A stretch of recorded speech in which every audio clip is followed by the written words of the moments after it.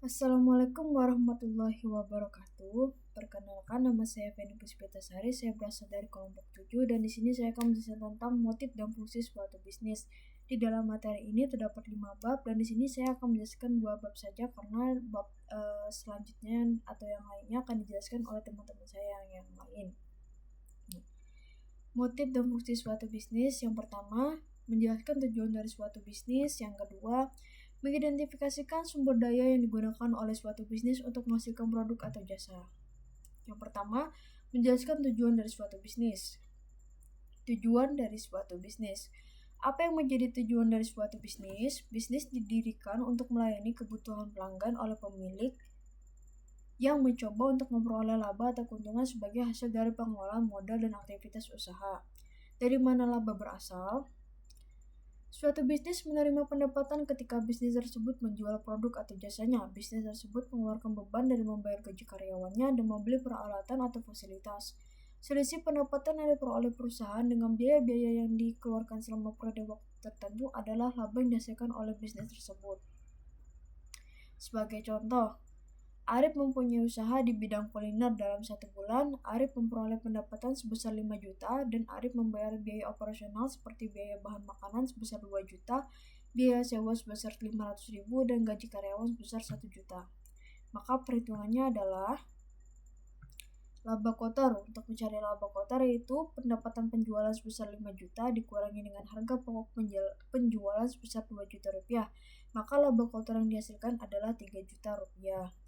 Dan untuk mencari laba bersih yaitu kita masukkan laba kotor tadi sebesar 3 juta rupiah. Biaya operasional itu terdapat gaji karyawan sebesar 1 juta rupiah dan biaya sewa sebesar 500.000 rupiah.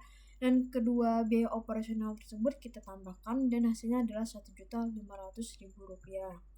Dan laba bersih yaitu laba kotor dikurangi dengan biaya operasional. Tadi yang sebesar 3 juta rupiah dikurangi 1.500.000 rupiah yaitu hasilnya adalah 1.500.000 rupiah. Laba bersih 1.500.000 rupiah inilah keuntungan yang sesungguhnya yang diperoleh semua pendapatan dikurangi dengan semua jenis biaya beban yang dikeluarkan.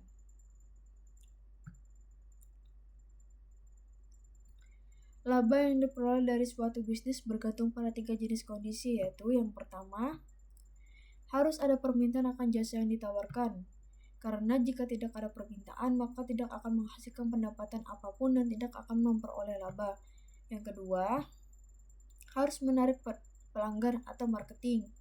Dengan adanya marketing, dapat menciptakan dengan mengelola permintaan secara strategis sehingga kita dapat membangun dan memelihara hubungan yang berkelanjutan dengan pelanggan. Yang ketiga, memperoleh laba yang tinggi. Kita harus menjaga agar beban kita tetap rendah. Jika kita dapat menjalankan bisnis secara efisien dan konsisten, maka akan memperoleh laba yang tinggi. Laba sebagai motif untuk memahami bisnis. Jika kita memperoleh pemahaman yang baik akan bisnis, kita akan lebih mampu menciptakan dan menjalankan bisnis serta memperoleh laba tinggi sebagai imbalannya. Adapun 4 motif bagian laba sebagai motif untuk memahami bisnis. Yang pertama, jika Anda memiliki keahlian bisnis yang kuat, Anda akan mendapatkan pekerjaan yang lebih baik. Yang kedua, Anda akan menemukan bahwa pekerjaan Anda lebih menyenangkan jika Anda memahami bagaimana tugas-tugas pekerjaan Anda berkaitan dengan perusahaan dan industri. Yang ketiga, Anda dapat bekerja lebih baik sehingga berada dalam jalur karir yang lebih memuaskan. Yang keempat, jika Anda ingin berinvestasi pada suatu bisnis, Anda dapat mengidentifikasikan dengan lebih baik jenis bisnis yang kemungkinan dapat prospek yang bagus. Bagaimana motif laba dipengaruhi oleh pemerintah? Negara-negara dengan perekonomian pasar seperti di Amerika Serikat mengakui kelebihan dari mengizinkan kepemilikan bisnis. Selain bisnis dapat memenuhi kebutuhan pelanggan, dapat menciptakan pekerjaan sehingga mengurangi pengangguran negara tersebut. Beda halnya dengan negara-negara sosialis seperti negara-negara bekas Uni Soviet. Bisnis biasanya dimiliki oleh negara dan tidak berorientasi pada laba.